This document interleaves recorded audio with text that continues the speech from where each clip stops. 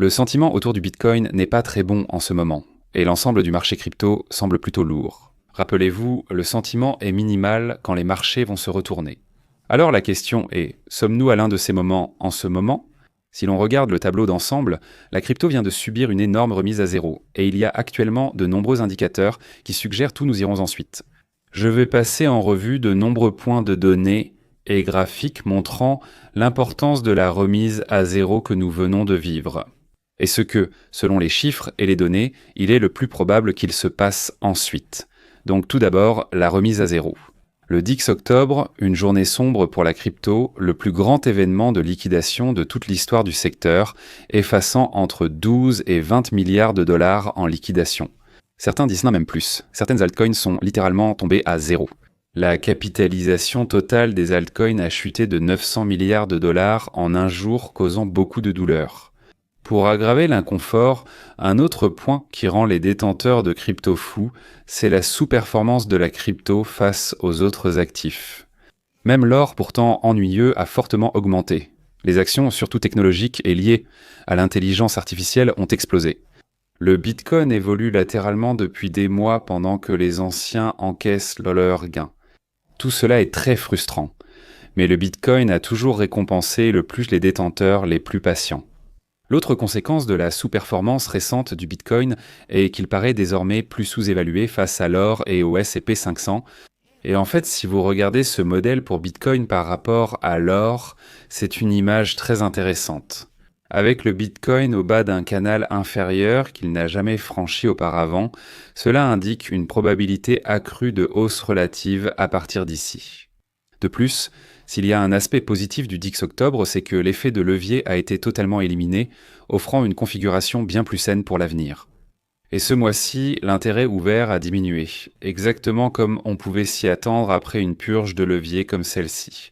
Un événement qui ne se produit qu'une fois lors d'un krach boursier, essentiellement, et aussi quelque chose à quoi on pourrait s'attendre avant une éventuelle reprise. Et restez avec nous, car il y a beaucoup d'autres signaux indiquant la formation d'un creux local, l'épuisement des vendeurs qui s'installent en étain. Plus de 5 millions de bitcoins sont actuellement détenus en perte, un niveau déjà observé lors des creux plus tôt cette année et en 2024. Ensuite, il y a le ratio MVRV qui semble également indiquer que nous sommes à un creux ou proche d'un creux. L'indicateur Net Unrealized Profit Per Coloss montre aussi une baisse de la pression de vente. Si vous avez lu sur le croisement de la mort, vous trouvez sûrement ça effrayant. Le nom en dit long, non ? Mais en réalité, cela signale un creux environ une fois sur deux et suggère un retour à l'accumulation. Et à propos de l'accumulation, regardez ça. Il semble que les baleines prennent le contrôle en ce moment. Et avant d'entrer dans le vif du sujet, les gars, vous n'allez pas croire à cette promotion folle qui vient de sortir chez Femex en ce moment. J'utilise littéralement cette plateforme depuis des années. Ils ont lancé un programme de cashback très généreux que j'ai jamais vu dans la crypto. Mettez 5000. Recevez 500 €. Déposez 10 000 $ et recevez 1 000 $ ou déposez 20 000 $ pour obtenir 1 600 $ en espèces et jusqu'à 25 000 $ de bonus de trading. Essentiellement, plus vous tradez, plus ils vous reversent de l'argent. Dans les poches, sécurisé et très liquide. Ils possèdent les crypto-monnaies à échanger, accessibles partout, pour tous. Parfois, un VPN est requis. C'est de l'argent réel en jeu, donc ne tardez pas, cliquez sur le lien ci-dessous, avant que cette offre ne disparaisse. Regardez ce graphique montrant l'évolution annuelle des avoirs des baleines, et comment ils augmentent. Actuellement, la situation rappelle celle de 2020 avant la forte hausse de la crypto.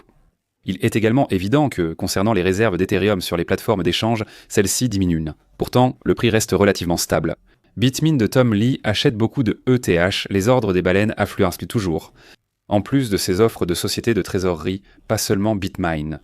On voit encore beaucoup d'accumulation de la part d'acteurs comme Sharplink et d'autres. Les institutions aiment toujours l'ETH. Maintenant, en ce qui concerne la possibilité qu'il y ait un peu de capital prêt à être déployé, oui, bien sûr. Le ratio de l'offre de stablecoin diminue, indiquant une hausse de leur offre par rapport à la capitalisation du Bitcoin. C'est exactement le genre de configuration nécessaire pour une nouvelle hausse. En fait, le ratio de l'offre est tombé à des niveaux qui ont précédé les précédentes hausses plus tôt cette année. Voyons aussi ce qui se passe actuellement avec les fonds négociés en bourse Bitcoin. Les fonds ont récemment enregistré d'importantes sorties de capitaux. Environ 25 milliards de dollars sur les 30 derniers 7 jours typiques d'une période de réduction des risques en lien avec le réajustement du marché et le récent sentiment baissier.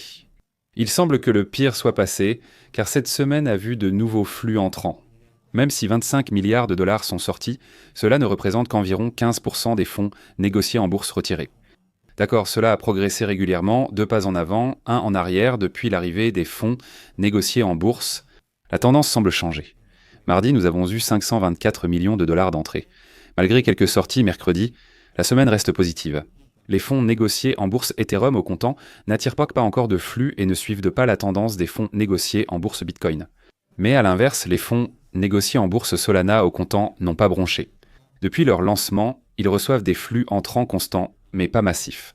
On parle juste de dizaines de millions ou même de journées 1 ou 2 millions de dollars, mais il y a quand même des flux entrants.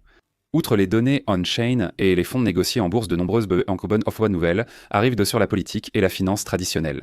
Une ébauche du projet de loi sur la structure du marché des actifs numériques a été publiée cette semaine. Une démarche qui montre une volonté politique d'intégrer la crypto au niveau institutionnel. Le plus grand influenceur financier, Donald Trump, veut faire de l'Amérique la capitale mondiale de la crypto, alors que tout le monde reste baissier. Maintenant, c'est sûr, ce genre de nouvelles, le Clarity Act, ce n'est pas quelque chose qui fait bouger le marché immédiatement. En 2021 ou 2017, ça nous aurait choqué. Maintenant, c'est juste une loi crypto nulle, on s'en fiche. C'est le reflet du sentiment actuel sur le marché, mais aussi un changement vers une vision à plus long terme et une concentration sur ce qui est réellement communiqué. La crypto devient une classe d'actifs légitime, liée à la finance traditionnelle. Larry Fink promeut souvent le Bitcoin et la tokenisation. Cette semaine, nous en avons vu un exemple concret. SOFA a récemment annoncé devenir la première banque américaine à charte nationale à proposer le trading crypto, débutant par Bitcoin, ETH et Solana. Charles Schwab a récemment annoncé le lancement du trading crypto début 2026. C'est une avancée majeure. Sur les original gangster whales qui vendent du Bitcoin, rappelez-vous, chaque vente implique un acheteur. Avec l'arrivée des ressources institutionnelles, des acteurs très fortunés ont absorbé d'importantes ventes de Bitcoin au-dessus de 10 000 $. Ce sont des coins qui ont été achetés à des prix incroyablement bas et qui sont maintenant réévalués à plus de 6 chiffres. Les gens prennent leur profit, ce qui est normal. Mais cela établit une nouvelle base de prix à long terme pour le Bitcoin, juste autour de la barre des 10 000 $, ce qui va être important et sera probablement le niveau auquel nous reviendrons lors du prochain marché baissier. Donc, il y a beaucoup de signaux positifs que nous avons trouvés en ce moment, si vous regardez bien. Au-delà du Bitcoin, il est essentiel de bien choisir ses altcoins actuellement. Pour les altcoins, la dilution dépasse largement les cycles précédents. Il y a désormais des millions de jetons dont 99,9% n'ont jamais eu de valeur. Donc, soyez conscients des secteurs qui performent le mieux en ce moment. L'intelligence artificielle, les jetons finance décentralisés avec des rachats. ETH domine les Real World Assets, Solana et Hype sont haussiers, finance décentralisée compte Aave, Mabel Finance, etc. On peut investir dans une centaine d'actifs, voire 200 ou 300 spéculatifs. Le reste de la crypto, c'est surtout des déchets. Mais pour rester au courant de toutes les dernières informations sur les altcoins, les actions Bitcoin, tout vraiment, tu devrais t'assurer de t'abonner à ma newsletter gratuite. C'est génial, tu vas adorer. Les liens sont juste en bas, va voir. Bref les gars, ce n'est pas le moment d'avoir peur. Ça viendra plus tard. C'est peut-être le moment de faire attention. Merci d'avoir regardé.